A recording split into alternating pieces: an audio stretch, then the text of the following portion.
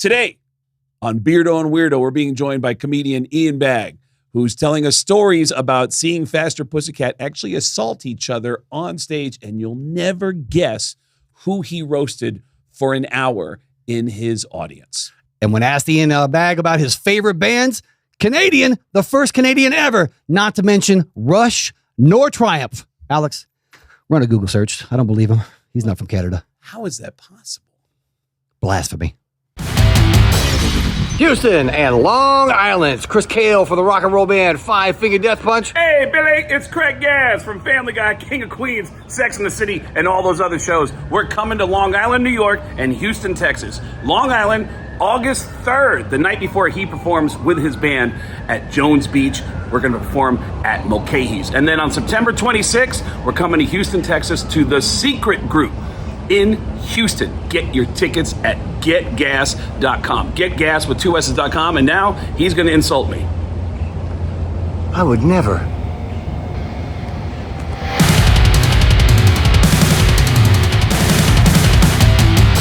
All right. This is a guy who, I don't know if he knows this. He's one of the most intimidating comedians to other comedians because very few people can pull off what this guy does in stand-up comedy. It is like a magic trick to see what this guy does. It's Ian Bagg is joining us. If you've seen him, you already know. But man, how many comedians out there are doing what you do that you go out? Too many. Ian goes out on stage, and Chris told me about this a few years ago. During the pandemic, nothing was happening, and in the middle of the summer of 2020, Chris said, "Hey man, there's a comedy show happening outdoors." And I went, "Really? Where?" And he said, "Oh, it's at a golf course, and Ian Bagg is headlining. Do you know Ian?" And I go, "I know of Ian. I've never seen Ian." And so we go to the show, and he already knows you. He already loves you, which, by the way, first question, when you see Chris Cale walking up to you, do you think you're about to get punched in the face? I think that I'd owe somebody some money. Yeah. When you come up, you're just like, my God. This guy's been in a room for a long time, growing that beard, and it's his first time out, and he's to see me. Hi, everybody. Yep. I remember the first time I met him. It was before COVID. Just before COVID, I started doing a little bit of a residency at Jimmy Kimmel's. Yep. Great and club. they're like the bass player from Five Finger Death Punch Punch would like to come see your show, and I'm like, why? I was just like, those guys like comedy? Yep. Because I didn't get that from their music. I have seen Ian more than any other comedian ever. Yeah. The number of times I've seen you. I'm Really? guessing probably. You surprised me last night. I was like, are you here again? Yeah.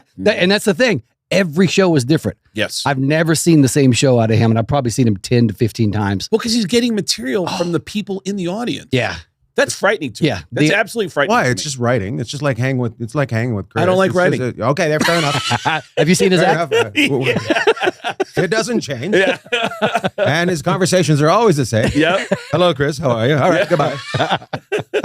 And I just wonder, like, in that, so you go, like, did you start out doing a stand-up set and then started improvising more and more? Yeah, and it's funny because you asked me this, and I have some young comics ask me this every so often. They say, I want to be a crowd work comedian, and I'm like, that's not how it works. Yeah, agreed. Agreed. You just be funny, Yep. right? And things kind of break out of you as you start out. It's not. You don't pick the way you want to go to comedy. How right? long ago did you start?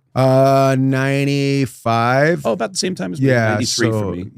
93 for you. So, yeah, I started out at a place called the Punchline in Vancouver. What? And I did a contest, and I didn't win the contest, and I had my jokes in my hand, and I sweated them all off because I was so nervous. Oh, and I ended up that's- doing a little impressions of Fish and a couple That other didn't win? things. That didn't win. Right? And I was shocked and surprised.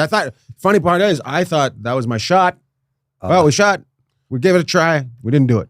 So if, Get back to school. so if I don't win this contest, I'm not going to be a comedian. That's That's exactly what I thought. And just luckily, the manager of the club happened to see me as I was walking out. He goes, "Hey, you're really funny. See you next week." And I'm like, "Why?" And he goes, "Because you come back." And I'm like, "Oh, okay." Oh, that's awesome. Yeah. It's like a recovery group. Yeah. Like, Keep coming back. Keep coming back, Yeah. man. It works if you work it. That's fun. That's what stand-up is. It works if you work. I was right down the road from you. I was doing stand-up in Seattle. Is that and where you started? I heard about, I started at the Comedy Underground in Seattle. Me, Josh Wolf, Brody Stevens, Joey Diaz. Brody. Yeah, Brody. Mm-hmm. And we heard about, I never made it to the punchline, but I had heard about Yuks. Uh-huh. And Yuks is this chain that is very mafioso.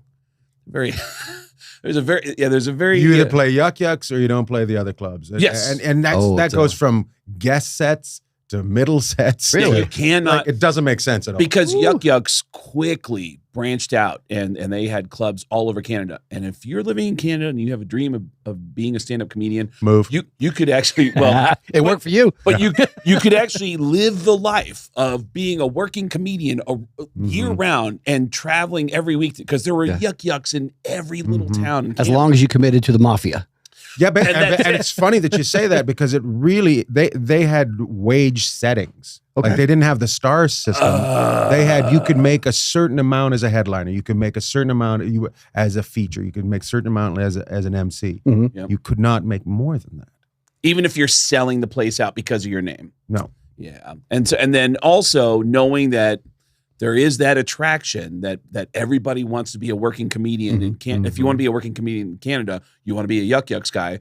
Then when competition started to spring up and comedy got bigger and bigger, then Yuks started to put the clamp down. Put the muscle on you. Yeah. Well, I mean, you can either be in a weird way for me, Yuks was good because they gave me an opportunity to start. Absolutely. I started at a punchline. I went over to Yuks because they offered me more work. And I didn't come from money. I had to make money. I had to figure it out. And they gave me work and I was able to travel. They gave me opportunity to get out east where I was able to go see my friend at the Montreal Comedy Festival, where I was able to get a set because somebody didn't show up. I was able to be seen by somebody from New York who said to come to New York. Okay. So in a weird way, I do owe them. But at the same time, as a guy that looks at the business, I go, that's stupid. Yeah. Like, that's you should want your comedians playing everywhere. Yeah. Yeah.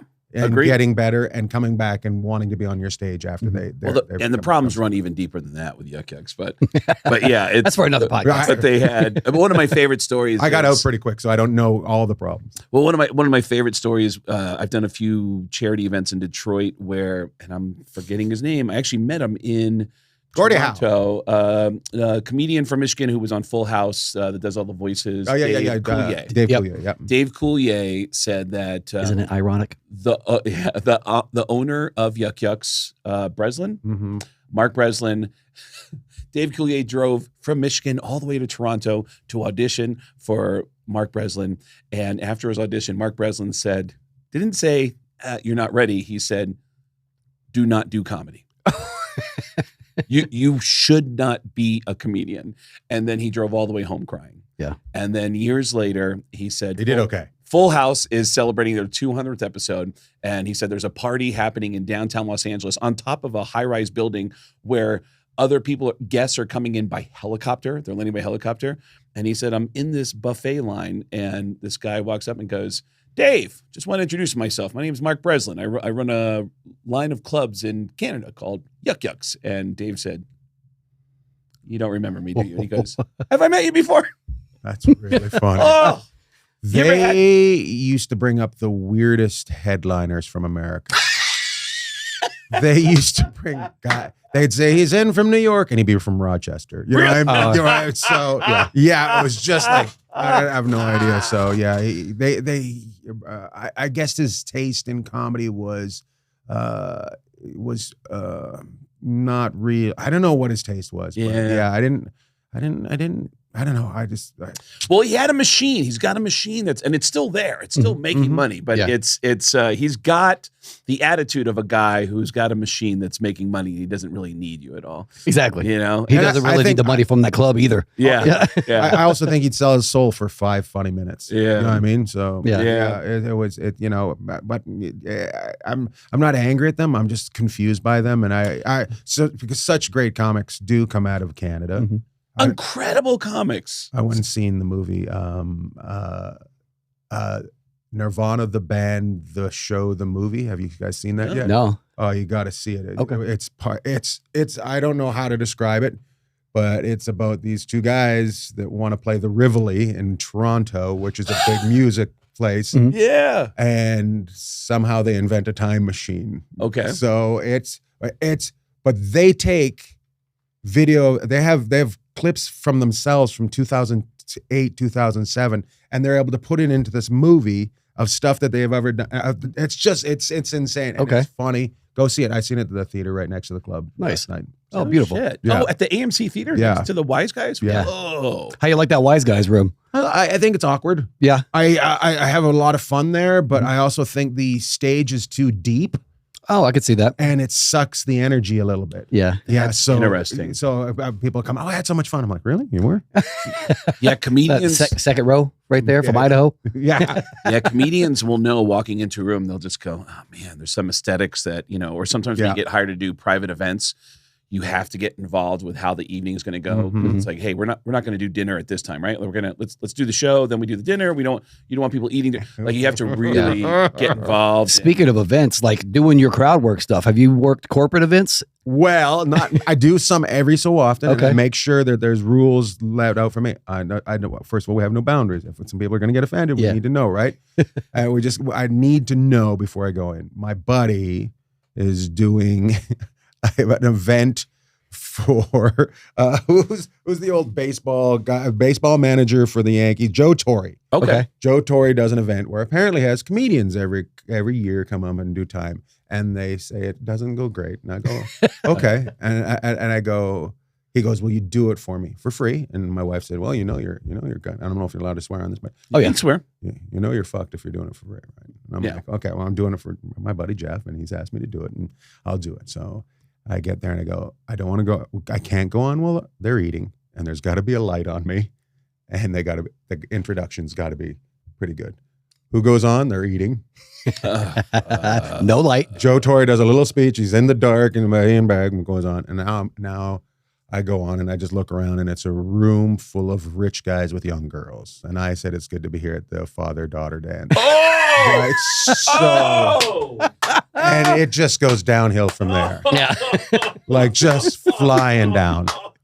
Like a young guy, I say, is that your son or your kidney donor? Right? So like things like that. And then all of a sudden I see Joe Torre walking towards me. And I'm like, oh my God, it's the World Series. I'm Andy Pettitte. Yeah. I'm being pulled off the mound, right? He's going to the bullpen. Yeah. So I'm like, oh, and he basically puts out his hand for the microphone.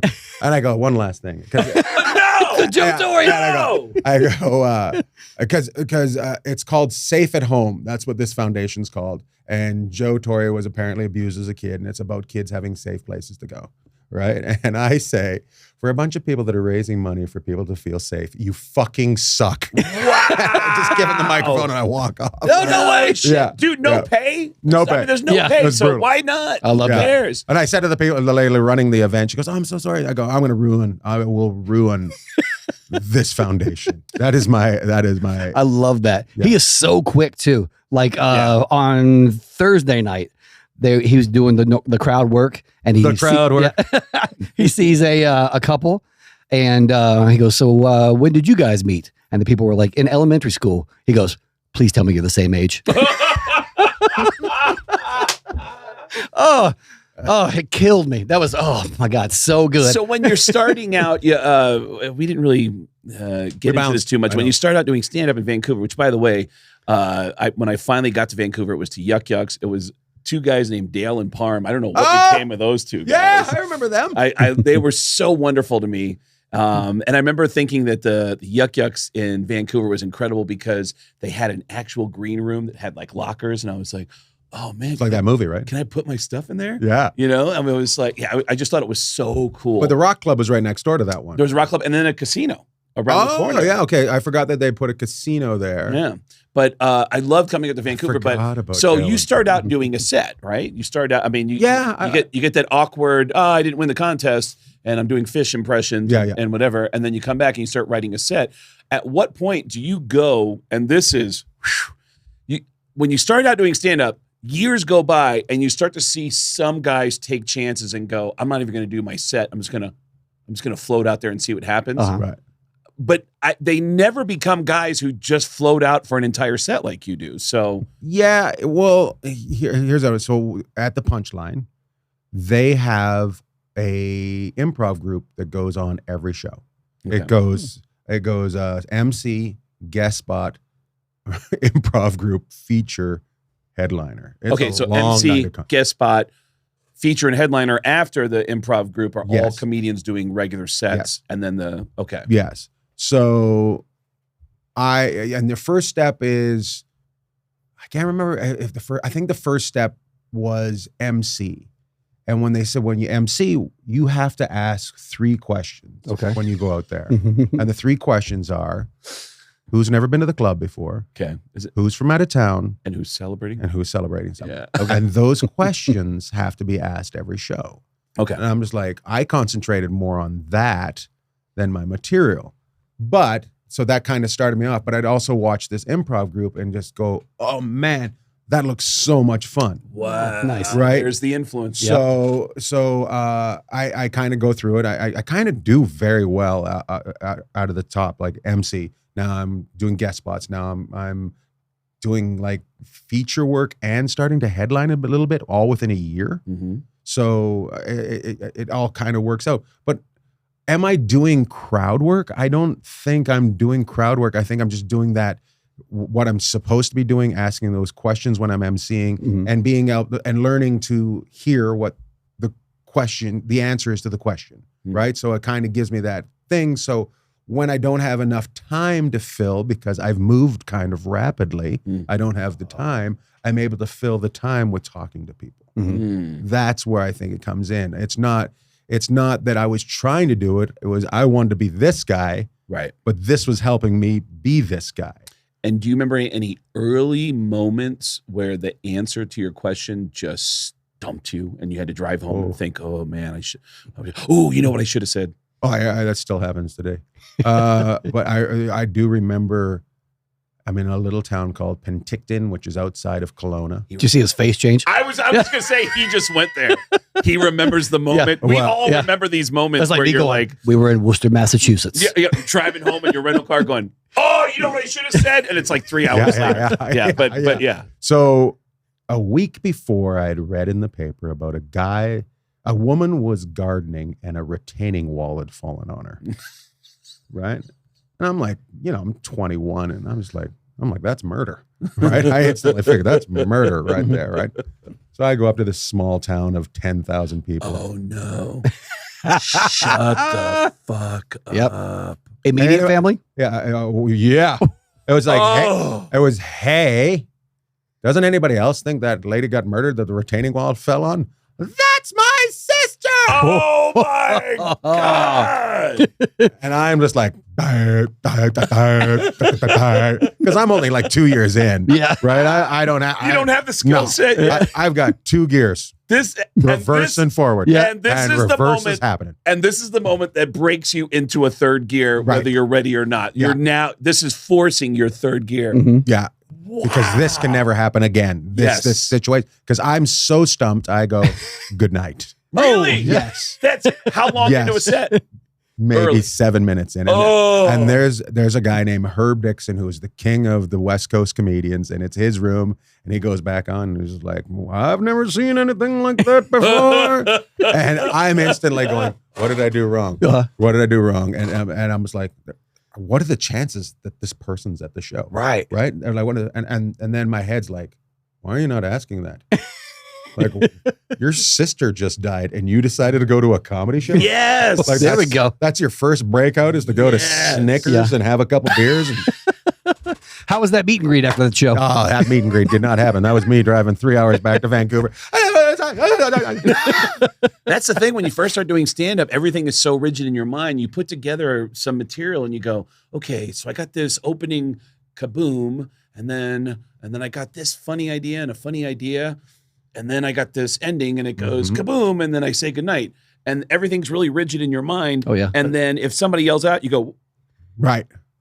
Yeah. I got, and over time you learn how to loosen up a little bit, and kind of let go and deal with that. And then get back in, and then you get smoother and smoother where you can just dovetail. Oh yeah. And then as time goes on, And the more comfortable you get, You become the master, like you Ian Bagg become- over here. But Ian is You also, I think things affect you a little less. Like it took me a long time to figure out how to deal with hate from on stage because we're comedians.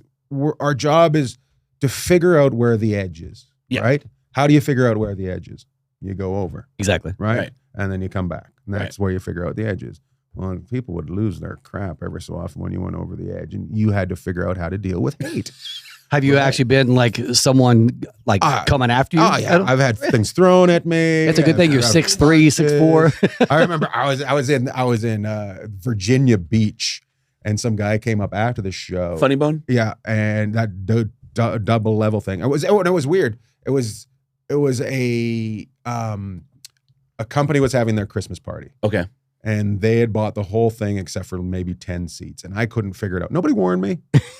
They'd been there for 4 hours drinking. Oh wow! Right, and they were hammered. Yeah. And then In Virginia Beach. yeah, this dude has to go on stage, and it's they're part of this building that club was in, and I don't know that Virginia Beach area. One guy built 3 buildings, so it looks like somebody won the lottery and started something and then ran out of money. Yeah. I just gonna be the greatest thing ever, and back oh shit, we're broke. And then just a bunch of cars on the front lawn. Right? So I'm having fun with it, and they all work for the company. The one guy decides you motherfucker, right? Mm-hmm. Comes up, slaps me. Oh, Right. holy shit! And Will Smith. yeah, and I'm just like, do I punch him? Like I was, but I was also, I'm on work papers. So in my head, I'm like, Oh, in the United States. Canada, yeah. if I get into trouble, I'm going to get sent back to Canada. So I just can't go around punching people. I can't be doing stupid things, even though I did some stupid things, but I can't be, especially at a show, I can't just be throwing punches at people. Yeah. Right? Oh. So I was just like, what do I do? And the bouncer ran downstairs and caught him. And there was a cop at the bottom of the stairs. And he said he just punched our comedian. They come up, right? They grab him. They put him in the back of a police car, right? His wife is nattering. All of a sudden she disappears, right? She went and got in a truck that they had down the street. They're both hammered. Comes down the wrong way of a one-way street. Hits the cop car. Bunk. Oh, with her husband in the cop car?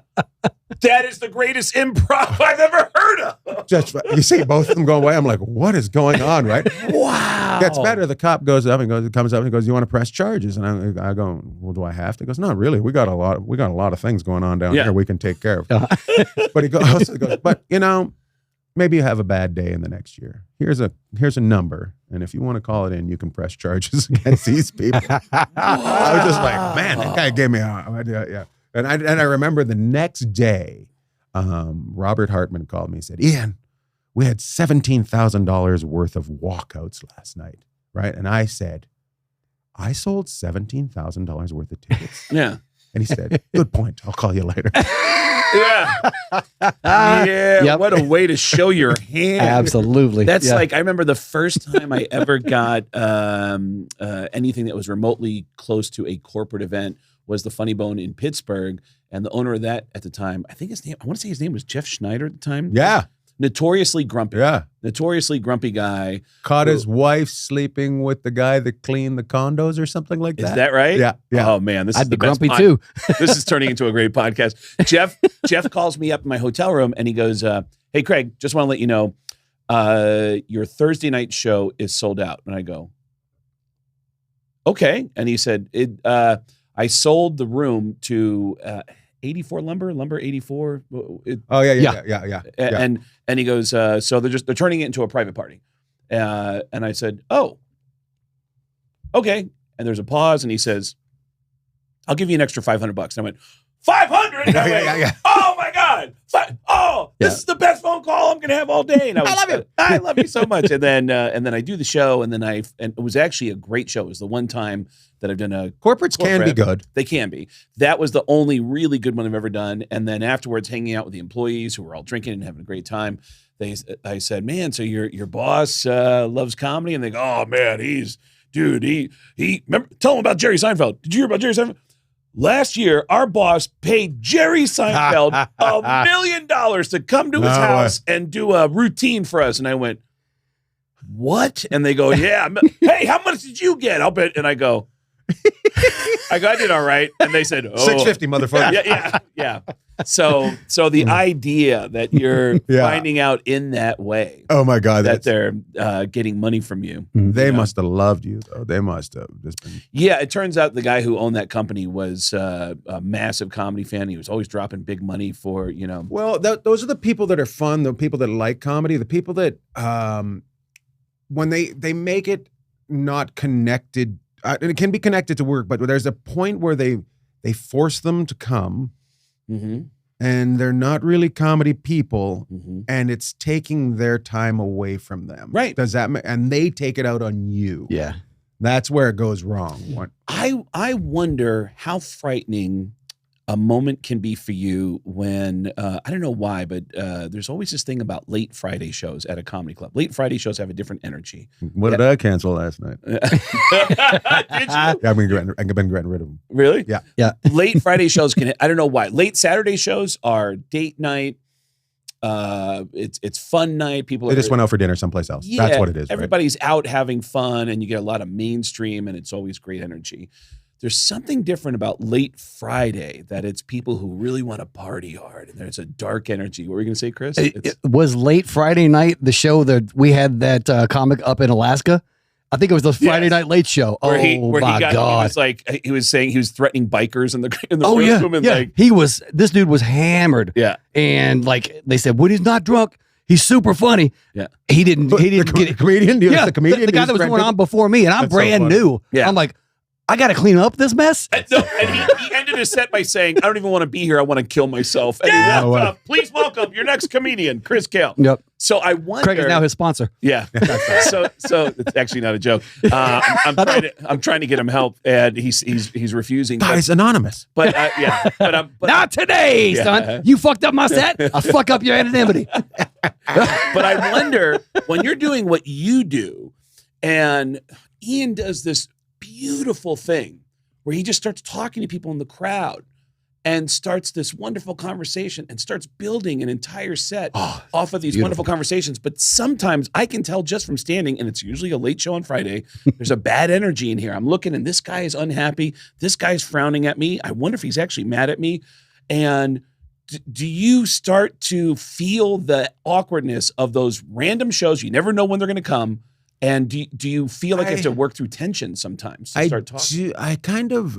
For a long time, I enjoyed them. I was going to ask that actually. Right? Because what a comedian's thing to say. Yeah. It's changing somebody's attitude is really fun. Mm-hmm. Absolutely. Right? So if you can. if you can. But you had to work for it. Like, sure. I also enjoy hiring guys that go on in front of me that want to make me not want to go on after them. Like, I love somebody that's strong, just really strong. Yeah. And I have to work. Like, I do. I enjoy working, like, and trying to figure out how to own an audience. Right. I'm liking Ian more and more with every thought he has. Absolutely. Oh, you guys are too. Yeah. It's Canadians, man. So likable. All of us. Yeah. I know a couple you don't want to. Anyway, it's the thing that I've noticed in the last couple of years is the change of times for comedy, right? So we used to do 9 and 11:30 on a Friday night, right?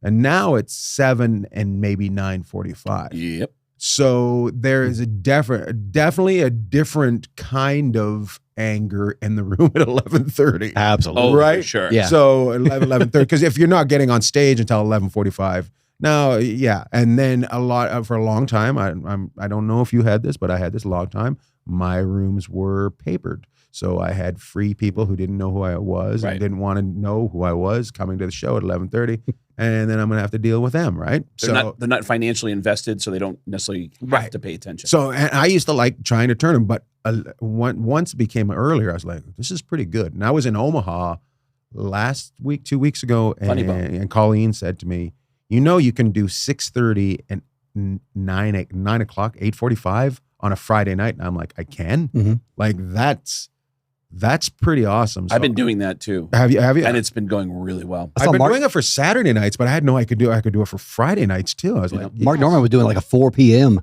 Really? Sometimes, yeah, 4, 6, 8, just doing as many shows as he could. That's funny. Yeah. I have added a couple, but I don't think I've added the 4. We're going to add one in Calgary next week at 4, but it was only a week out, and I was like, I don't want to do what if it doesn't sell completely? Oh, yeah. Right. Yeah. So let's leave it at completely sold out. Yeah. So yeah. What is an improv killer for you? That is a question I've been wanting to ask you for years. It used to be I could find the one person that wasn't having fun, right? And it would bother me. So of course, right? So in a weird way, the improv killer would be me, right?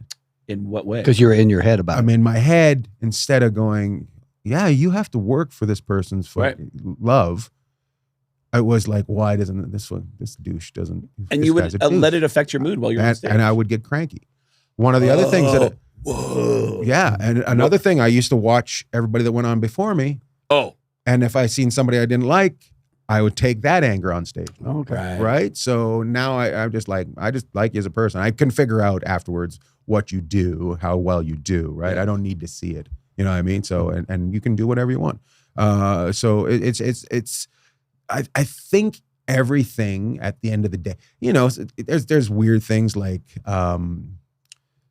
people that force you into politics, right? Yeah. You danced around that well this weekend too, with all the stuff going on. It was beautiful. And I've had you know, a couple of situations. I said to the guy that opens, I travel with a guy for the most part, and I said it's kind of interesting that I can, you know, I can take them down a road and still pull them into a happy place afterward. Which at times. So it's some people just, you know, you have to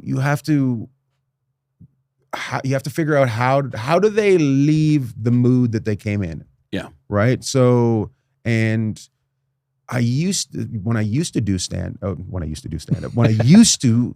get fired every so often because you don't do what you do, right? Like you don't do that crowd work shit. I've been fired by Witherspoon. I've been fired by clubs, right?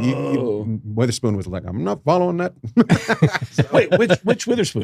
John Witherspoon. No shit. Did And not want you. And I'm just like, you're famous. Nobody cares whatever anybody does in front of you. And he's like, no, I'm not working after that shit. No. So, like you said, so other comics are terrified going on. What a him. compliment that is. Absolutely. yeah, I never took it as I used to get mad when the club owners would come at me because I was just like, well, how come that guy gets to use puppets? Oh, that's right. I just happen. My strongest part happens to be crowd work, and it's not that I'm getting everybody drinking and cheersing and throwing glasses at the end, but I do get them maybe into a little bit of a swirl, but it's not something that can't be followed. Although I tried. Doing that crowd work too. Like That crowd work. You didn't start doing social media and putting videos up until like around COVID, correct? 2000, a little bit after COVID. Yeah. So during COVID, I kind of released everybody that I worked with, and because it was weird for COVID for me, I was like, oh, I've been kind of paying friends, is what I've been paying, right? They're not really giving me direction or helping me, like taking me and go, you have to have this guy, you have to have. Like there was none of that. It was just like, well, we tried. Wait, paying people for what? Paying like managers and agents and stuff like that. Right. It was just, and what I did was I had heard about a couple guys, the young guys that knew the social media scene that would take what you had and clip it up and put it out there. Beautiful. So I was like, why don't I take that money and put it into that? Right. So because I've always, I don't know where I heard it, but a long time ago I heard the most resistant to change is the first to be left behind. Oh yeah. Right. So I was like, always, even though you want to say no first, just kind of roll with it and see where it lands, and then you could go, oh, I knew I was going to get molested. Yeah. But I tried it, and it was weird. Like it was overnight how quick it happened. Online. It was. Oh shit. It was on. Like within a couple weeks, I had videos with 1 million views. No shit. And then the numbers started rising, and it was just I'm probably about, I don't know. I'm not out of control, but the people that follow me are, I call them baggots. They go to shows. Mhm. They buy merch. Yeah. They show my videos to their friends. They bring friends to shows. Yeah. Yeah. And those were the people that I didn't have before. So Is there an aggressiveness with people who want to be a part of your show every time they come in? I mean, besides me? Yeah. I noticed he got quiet and looked right at you. I was like, Well, oops. Sorry, Chris. Chris swirls his beard around. Yeah. I've been pretty, I want to knock on wood. I've been pretty good, but I think that comes from working and having to deal with all these different crowds, right? Mm-hmm. How do I know how to deal with people for the most part. I know how to shut them down. I know how to calm them down. Every so often, yeah, things go into the ditch every so often, but what are you going to do, right? But That's part of the magic. Back it back out and go again. Yeah, so I think I've done pretty good with people not being overwhelming too much during the show. I've had some people come up afterwards, that person was too much, and I'm like, not for me. Yeah. I loved it. I love talking to them, and you can fuck off, right? Do you recognize people as trying to get in the front row to be part of the show again? There's a little old lady that comes to my shows in Hermosa Beach.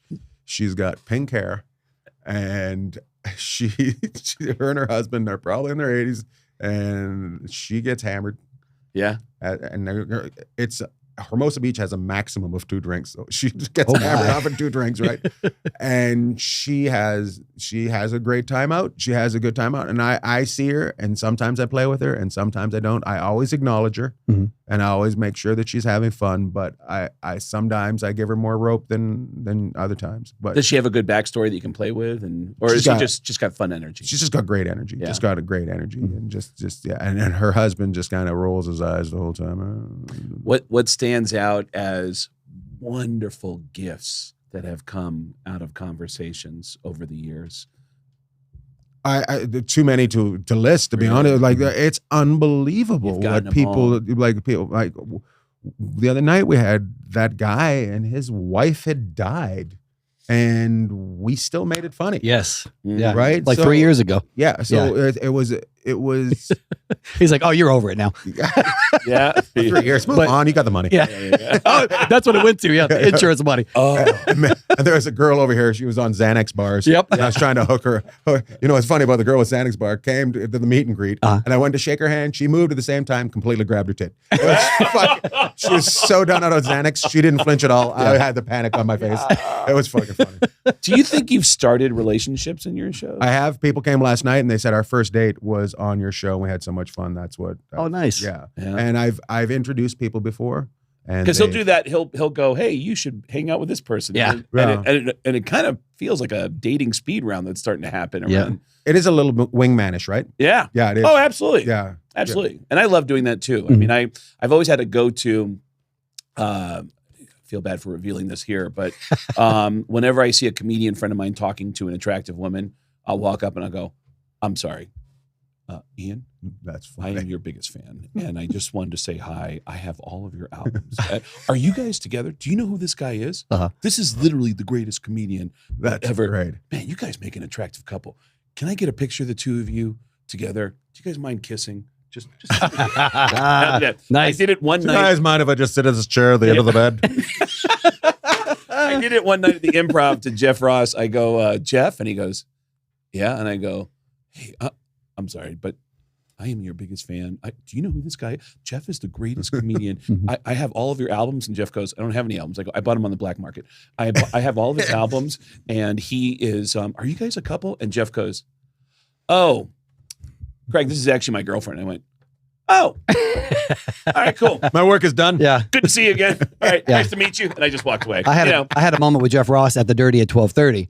I had bombed at New Woo, and Gabe gave me a chance to go do another set, and I was like, okay, I got to get up there and crush. And then like Ross was there, all kinds of like big name people, and I'm like, oh my god, I just bombed, and I really got to crush. So I had one joke that I really liked, and I didn't give a damn what the crowd was doing. But as I dropped the punchline, I looked over at Jeff Ross, and he's going. Oh, I was like, that's- yes. Yeah. That's So good. thank you, Jeff Ross. Mic drop, and I'm out. That's awesome. Ian, I feel like, and I don't know if I'm wrong in observing this, but I feel like over the years you have gotten more and more silly on stage. I feel like you've become more, yeah, like you've become more. And I think I love it.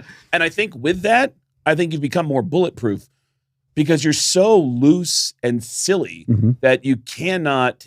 I can't have a bad mood in this room with you. Like, am I right in observing that? You're right, and I can tell you what it is.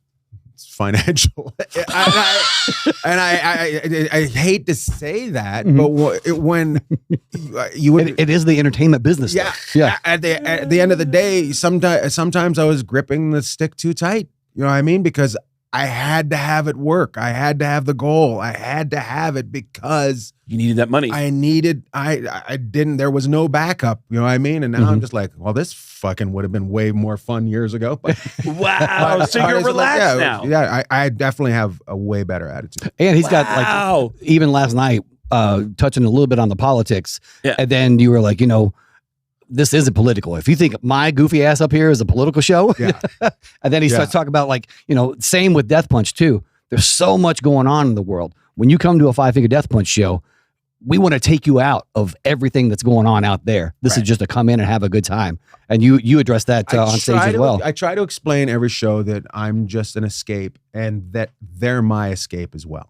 What is your escape musically?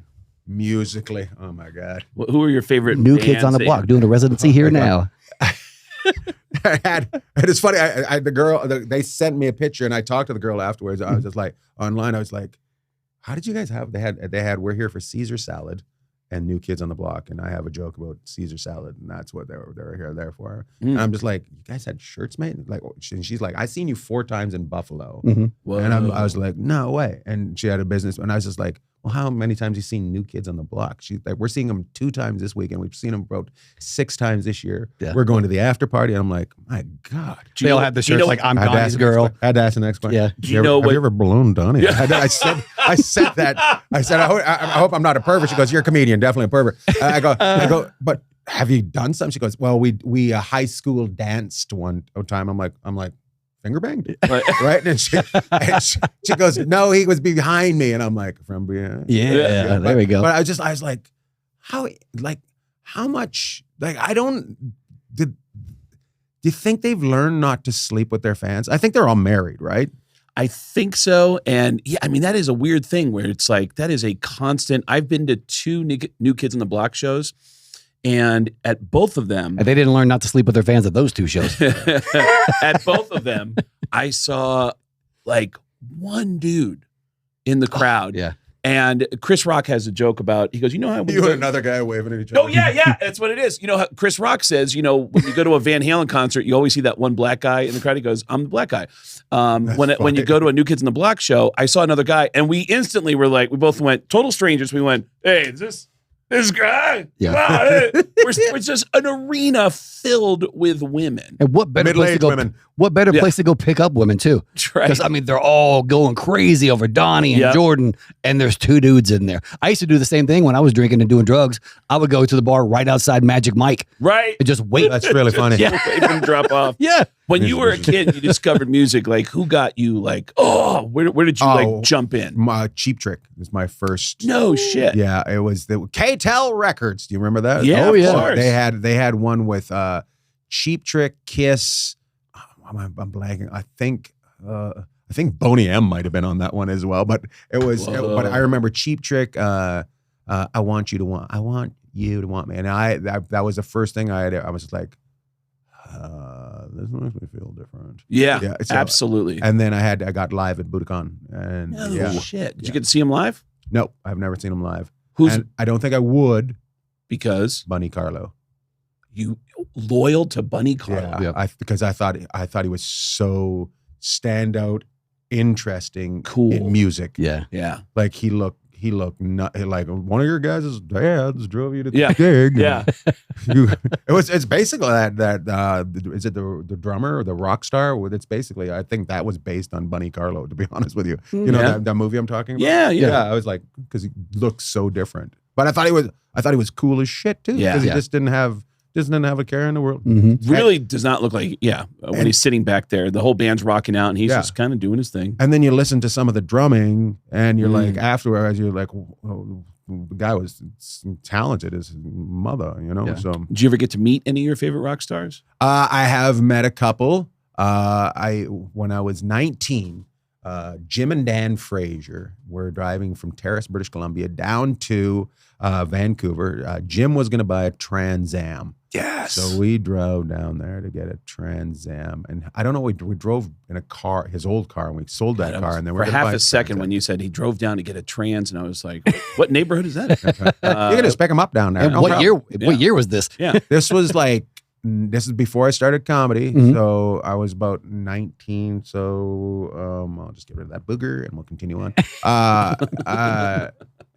It's not 90s, real early 90s. Okay. So we go down and we're all huge Motley Crue fans. Nice. Right. And this is John Corabi era? No, this is Vince is back. This might be 89. Well, this is like they're pinnacling out. Oh, okay. Like Girls era? Dr. Feelgood is right Dr. before. Feelgood. Okay, yeah. Dr. So Feelgood's what's before that, like 89, 90? Yeah. Mm-hmm. Yep. Right? Yep.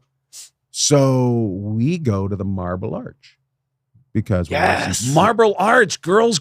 Yep. Yeah. And there's 3 strip clubs in Vancouver that you go to. Marble Arch at that time. Marble Arch, Number 5 Orange, and Mugs and Jugs in New Westminster. Mugs and What Jugs. a great name. And we're there, and Dan goes, "Oh my God, it's fucking Vince Neil." No way. And I go, "Oh yeah, that tall guy behind him is Tommy Lee, right?" No. So he's like, "We got to get a photo." So we kind of like, I don't know how we do it, but we get a photo. So first I'm taking a picture of Jim and Dan and Tommy Lee and Vince, right? And they're cool about it. And in they're the middle of a cool. strip club. In the middle of a strip club. Cameras in the strip club too.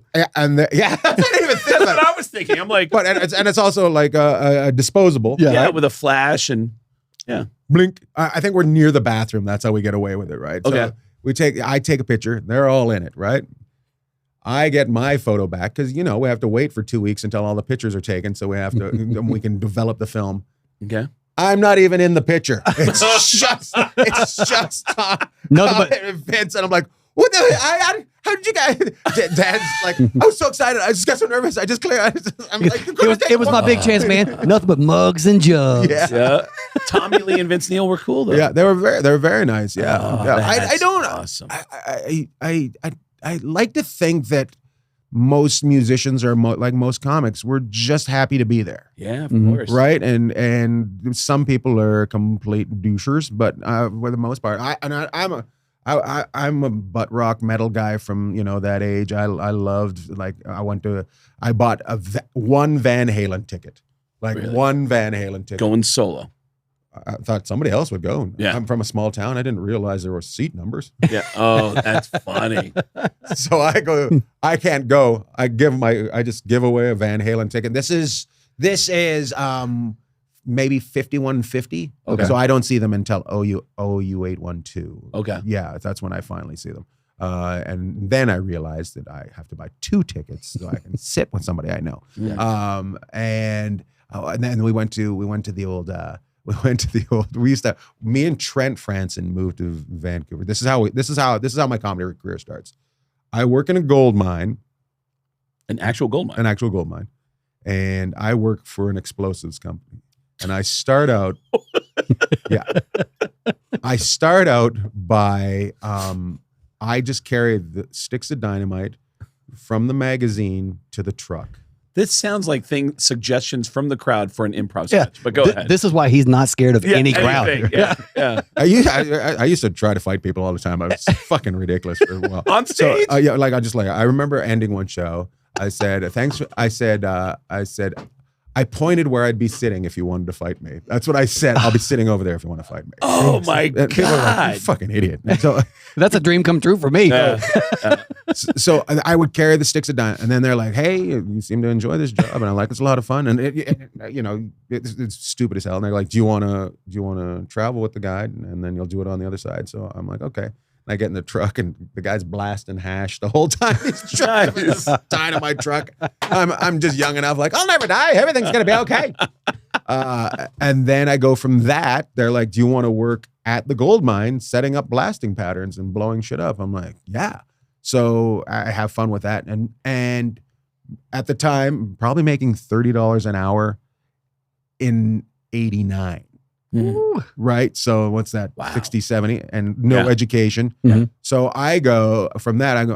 I think this is what I want to do for a living. So I want to become an engineer, an explosive. I want to be rich. Yeah. I want to be, I just like, I'm blowing shit up. Yeah. Right. Fantastic. And A natural progression to heavy metal right there. Yeah, It's good in the bones. Exactly. But I'm also like, I wonder if I could be that guy that takes buildings out of cities. Right, like it's just when you go blow. So Happens in Vegas all the time. Right. Yep. Yeah. I was going to go to school for it, but so I moved to Vancouver. Going to go to school, but first I want to do stand up. I know that I've already been tickled by stand up. Oh, so this was going to be a pause.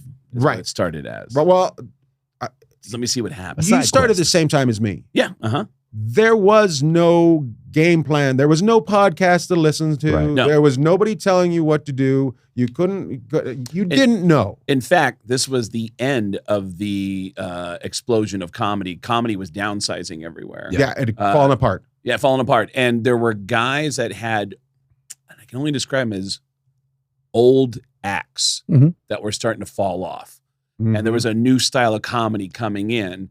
And the older guys didn't seem to know that their acts were kind of stale. They were resistant to change, like you were talking about earlier. And Got there left was behind. young audiences would come in, and sometimes the older acts would come through, and the audience would just be like about 50% of what would be a normal reaction, and the headliner wouldn't know.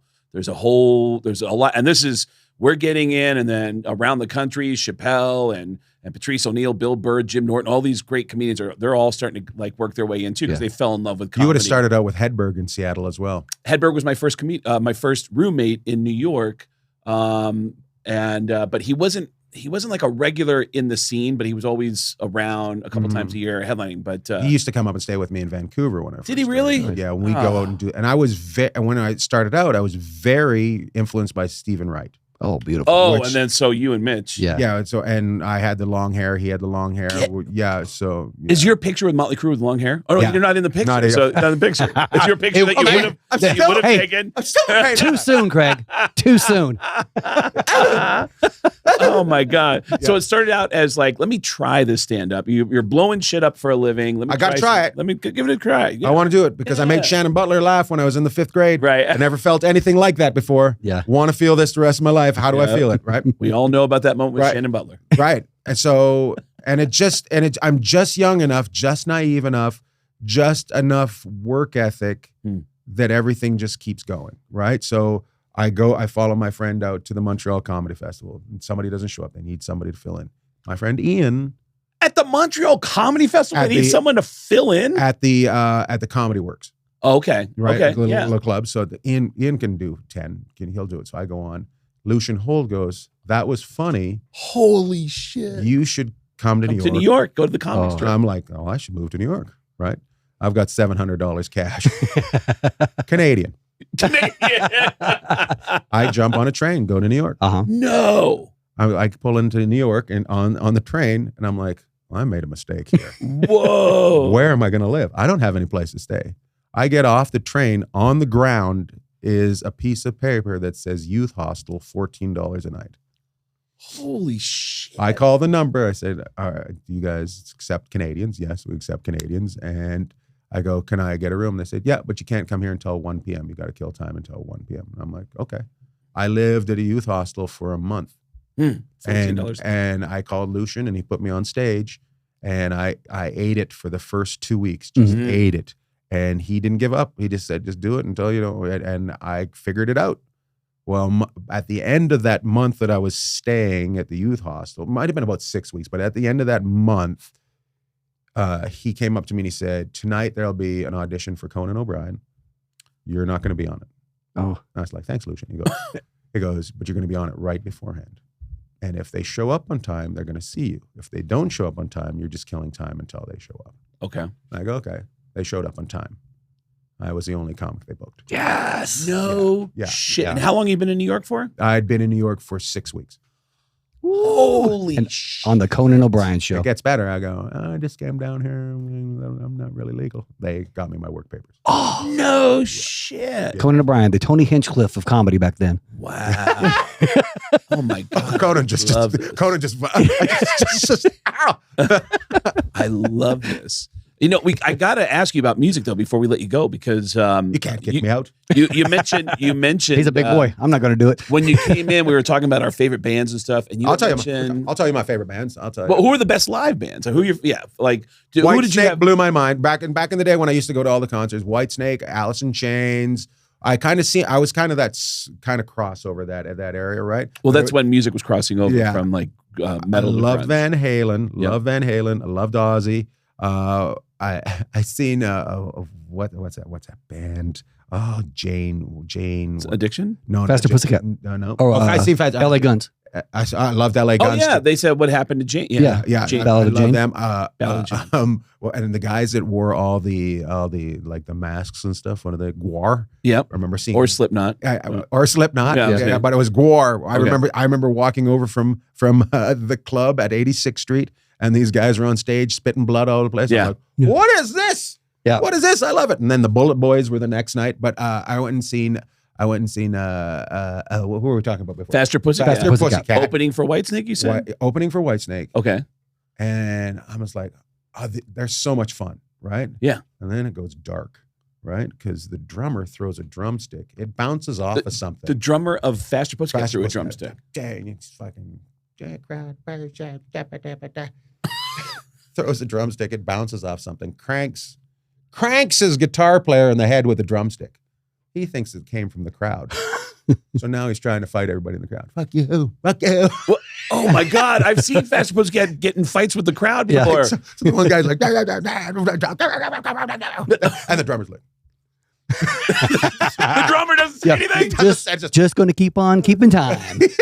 Oh, that is hilarious. but it was the best part about it was I just happened to be watching it. I'm just like, I don't know if anybody else seen it. right? Is seeing what's going I'm on. like, it was the drummer.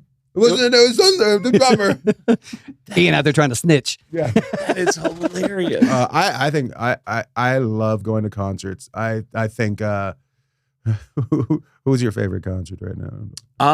Well, there's been a few over the years. I remember when Queensryche did the Empire tour, they did the entire. Isn't it weird that there's a Jeff Tate comedian? Yeah, there it is, and it's one of Tom Segura's favorite guys, Yeah. isn't it? Tom that's Yeah, always one is bringing him out. opening. He's always bringing Jeff Tate out with him. Is it spelled the same way? I think so. Oh. Okay. I think it's spelled. Yeah, It's it's Geoff. definitely It's- spelled with a G. It's Okay, Geoff, yeah. I don't know if it's the one same F way. or- Geoff. I don't know if it's one F or two Fs. But Queensryche on the Empire tour, they did Operation Mindcrime in its entirety. Roger Waters doing The Wall was one of the greatest shows I've ever seen. There's We opened up for Rammstein in Berlin. Rammstein does It an was amazing live incredible. show. Yeah. Have you ever seen Rammstein? I have not, but I hear it's fantastic. I Yep. know a guy that's seen them. Yep. Did you ever Next time, you're my guest. Did you We're going to ever- see that one. Did you ever have any run-ins with famous musicians that did not go well, or were funny, or do you ever have any famous musicians come out to your shows? I remember was it Matt Soren from Guns N' Roses. Guns N' Yep. Roses Yep. I was doing like this small room in Hollywood night, and he was trying to fuck a young girl, and he didn't find my crowd work funny. Really? Yeah. Oh, that's a bummer. I remember the guys from Rat coming to a show, Yeah. and it was Crosby, and I remember. Robin Crosby? Yeah, my friend Tom Stade was in a little program with him, Okay. and Tom was on before me or after me. I can't remember what. He came in while I was on stage, and I'm like, "Who's that fucking wrestler?" Oh my Yeah. God. And he was not impressed by that. Oh my And I was so disappointed because I was such a rat head when I was a kid. Like, I was just like, "Oh no, I didn't know you were going to be a monster." I told Chris the story a couple days ago that the drummer of Rat, Bobby Blotzer, came up to me after the roast of Gene Simmons. I love stand-up comedy. And I was like, oh, And he goes, I'm Bobby Blotzer. And I go, I know who you are. I saw you on Out of the Cellar tour, and I'm listing out. And I'm like, I should calm down and just talk about comedy. I don't feel comfortable if I'm talking about how cool you are. Let's talk about something that I understand. Let's talk about stand-up comedy. And who's your favorite comedian? And he goes, oh, Brian Regan. And I go, Brian Regan? No shit. And he goes, I'll tell you something. I saw Brian Regan at the Improv in Irvine, and he tapped me on the shoulder and said, this is for you. And I go, what? The lights go down. They start playing Back for More by Rat. Brian Regan goes on stage, and that's what he goes up to. And I go, get the fuck out of here. Brian Regan is a Rat fan. A few months later, a friend of mine is opening for Brian Regan and said, yeah, I'll introduce you. And I said, I actually just met Bobby Blotzer. And he goes, who? And I go, Bobby Blotzer, the drummer of Rat. And he goes, okay. And I go, yeah. And I guess apparently when you did a show at the Improv in Irvine, you snuck up behind Bobby and said, hey, this is for you. And then you played Back for More and walked on stage. Way. Long pause. And he goes, okay. And it was a lie. The whole thing was a lie. It was so funny. It was horrifying. I did one of those things where I did crowd work on a guy all night at the Irvine, not the last one, but the one before, not the first one, but the second one. Okay. Right. And it was a very low stage, and it was a great club. Okay. And there was a guy sitting beside the stage, and I roasted him for maybe an hour. Right. And somebody said to me afterwards, do you know who that was? And I go, no. He goes, it's Chester. Chester Bennington. Yeah. Yeah. And he was having a great time, and I called him a nerd and everything, just as like all up and down him. And you had no idea. You just looked like a nerdy guy in the front row. Yeah, I'm just taking this guy down left, right, and center, and he's having the time of his life, right? And I'm like, oh, what a great guy, and like, that's that guy. And it's funny because I remember, I guess it was his wife at the time, had this massive ring on him. And I remember saying, how can you afford, you're like 5, how can you afford that ring for that girl? Wow. And he never said who he was? Never said who it was. Wow. Yeah, it was crazy. Isn't it better to not know when you're on stage? So. Yeah. I think, yeah, it's funny. It's just funny who's in the crowd and what people, when they're not in the right place, you don't recognize them. You just have no clue. I have to believe there are people who if they catch you before the show, they want to get involved, they'll go, hey, they'll try to throw something at you. Wearing ridiculous stuff just to stand out. Because as a regular comedian on a regular gig, you'll occasionally get someone who go, hey, it's my birthday. And you go, all right. But I mean, do you get people that want to get involved and they say before the show, hey, I'll be sitting down front and I get a lot of, we'll be in the back. Yeah, I get a lot of that. We'll be in the back. We're bringing our friends. We're going to put them in front of us. I was just at the Riot Comedy Club down in Houston to catch like a small show. Yeah. And there was a group of 3 girls and like, oh, we want to get right in the front row because we want to be part of the crowd work. Right. That's really fun. And it was like maybe 12 people in that room. So everybody was part of the crowd work. I was in Toronto last week and I had the night off between Toronto and Montreal. And I had a Saturday night off. And I was like, I'm going to go do a set at a small club. And as soon as I walked in, I was like, this is dumb. Why am I fucking here, right? But there was these 50-year-old ladies up front having a birthday party and 20-year-old girls at the back having a birthday party. And I said, this place has been sat wrong when I was on stage. And the 50-year-old ladies did not find that funny, right? Because they had no sense of humor. I said, I'm not saying you guys are old. I'm just saying you probably have to pee. Yeah. And you got to get up. And she said, I do my kegels. And I said, nothing about your pussy. I said nothing about your pussy, right? But she got bitchier and bitchier. And I said to the lady having the birthday party, I said, how many protests have you been to with these bitches?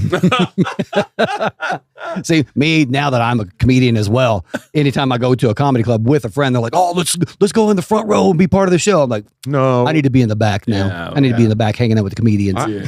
You know what's funny about it is I fucking do not want to be seen at anybody's show. Like I don't want to be, I'll fall apart and start crying. You have to talk to me from the crowd.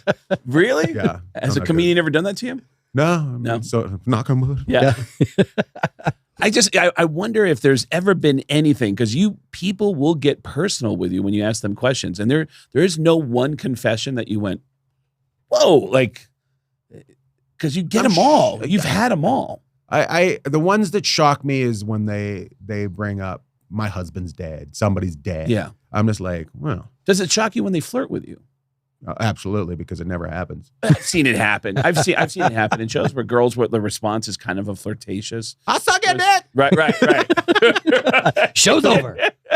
Unless they say that, I don't understand. I'm kind of very oblivious to Same things. way. You got to hit me over the head with it. Well, I think the most wonderful thing I've heard in this last hour is that he's gotten so comfortable that's why he looks so happy on stage now and so I love it. bulletproof. Yeah, And it's so much fun. I'm so happy for you.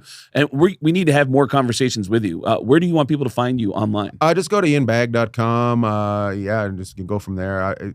Instagram is where I have my most fun. I'm on, the YouTube, the Facebook, the TikToks. I do it all because that's what we have to do nowadays. And it's kind of fun having no gatekeepers and being able to go to right to the source. So. Any gatekeepers that really annoyed you in particular? Fucking all of them, man. All of them? Just failed fucking humans. That's what gatekeepers are. I've said this before about a comedy club owner in Kansas City. I don't know if you ever worked for him. That guy, Craig. Was the guy that owned the Sanfords? Sanford Sons? I didn't get the opportunity. When he passed away, looking at his Facebook, I've never seen so many posts that started with the words, "You know what? Love him or hate him." That's how every tribute to him started after he died. Oh my God. Love him or hate Love him. him because everybody hated him. Yeah, That's it was why. like there is a prototype of comedy club owners out there, and I know that it's the same thing with rock club owners too. You know, there's some shady people out there in the business, but we get it. We're all just trying to make money, but they don't. There should be a better way of doing things. yeah, it gets better. Make money with people, not Yeah. on people. Yeah, But what's weird about it is, I think the most fun is starting out in comedy, like when you're just all buddies and you don't really know. Yeah. Although I'm having a great time now. Yeah. It's just that's when I had my most friendships, that I was able to see people because I wasn't traveling all the time. and isn't it crazy how much you just wanted the stage time? That's all you want. Yeah. You just want the stage time. I would hear about a new open mic and someone go, "There's a new open mic going on in Ballard, and it's going to be on Thursday nights." And I was like, "Ooh, that's a good night. Thursday's a good night." Like, yeah, it's going to be 8 p.m. And I wouldn't tell anybody because I would think, if I get there, maybe I'll get more time. Right. And then I'd show up and everyone was there and I'd be like, I'm back to 5 minutes again. Damn it. Like, If nobody shows up, I'll do the whole show. Nobody. Yeah. But it was, But that is what you say. What you tell people though about when they start. Like, hey, any advice is like, do everything and anything. if you love it, Yeah. you'll have an amazing time. If you love it, the experiences will be an embarrassment of riches. You'll meet your favorite comedians along the way. You'll get to know other comedians that are going to be famous someday, and you'll go, "Holy shit, man, people haven't found out about this guy." Yeah. And it's a wonderful journey. If you love it, none of it will feel like work. And I love hearing you say the reason why this evolution has happened. And I feel like it started right around 2020 when you said you started uploading your Exactly. stuff. Yep. I feel like Ian's gotten more and more playful, and I'm like, wow, man, he is like almost dancing. Like he's just doesn't thanks, care in the man. world. It's beautiful to see. It's a lot of fun, and I've always been a huge fan of yours. Like huge. I just it's it's impressive what you do. Well, go see Ian Bagg if he's coming to your town, and I'm Chris, telling good you, luck. it's Chris Kim Man. and I. I'm hoping we'll get some openings coming up here pretty soon. Chris, Woo! Are you guys touring? I just keep Chris- on playing and going. Chris Kale's little band is going to be doing an arena tour for the next few months. And When you you can- We start off in July, all through the United States and Canada. So what are you doing with this while he's gone? well, we're going to have to figure out a way to get Yeah. creative to come in and bank some episodes, and so he can. I got death punch money. I can fly in and out. Yep. Yeah. And it's interesting Punch how money. it's interesting how he's actually gone from touring with Death Punch, where I know he's staying in 5-star hotels and flying in private planes, and I go, well, I got this comedy gig, and the Best Western's going to give us a room at the end of the hall, away from the elevators. That's you know, really he's funny. like, It's actually giving me material. I'll find like round of applause. Who's the single ladies in here? yeah, Hey, honey, you ever stayed at a Best Western? yeah. How Best about Western a Best Western Plus? Plus. I got that death Yep, punch money. that's right. Best Western Plus. That's So- Western Plus. but he's enjoying the ride as, Oh my as we God. all do. But Yeah, and we're going to be doing comedy shows while I'm out on the road. So if we Yeah. have a day off in the city, Oh, that's so before smart. playing, I just wanted to be able to get everybody in, have like a full Are you weekend. guys doing world tour or just North America? Just North America right now, and then probably back into the world. It's amazing how 2027. much stand up is out in the rest of the world now. I did stand up in Spain when I was over there. Nice. Yeah. I hear there's one in Paris. Yeah. Mhm. Yeah, there's. I just saw Jim Norton posted something about an unusual.